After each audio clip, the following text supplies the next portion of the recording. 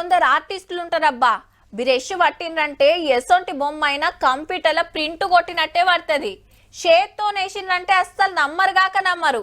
ప్రకృతి అందాల కాంచెల్లి మనుషుల బొమ్మలు, జీవరాశి, బంగ్లాలు ఏదైనా సరే చెయ్యి పడ్డదంటే కళాఖండం అంటారు కదా, అగో అట్లా తయారైతుంది. మళ్ళా సేమ్ గసొంటి పంతనమే మన నేతన్నలది.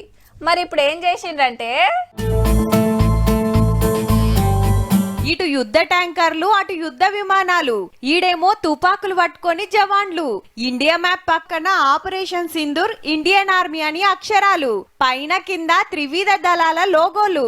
మస్తుందిలే ఆపరేషన్ సింధూర్ శాల్వ. మరి సిరిసిల్లల అగ్గిపెట్టెల పట్టే షీరనేసిన నేతన్న నల్ల విజయన్నే బంగారు శాల్వ మీద జవాన్ల పోరాటం చూపించిండు. గిట్లా దాదాపు ఒక 45 రోజులు కష్టపడి ఈ శాల్వను తయారు చేయడం జరిగింది.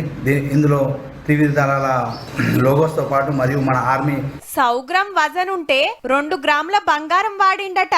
ఎల్లుండి జాతీయ చేనేత దినోత్సవం అని నేతన్నల తరపున ప్రధానమంత్రి మోడీ సార్ కు గిఫ్ట్ లెక్క పంపిండు.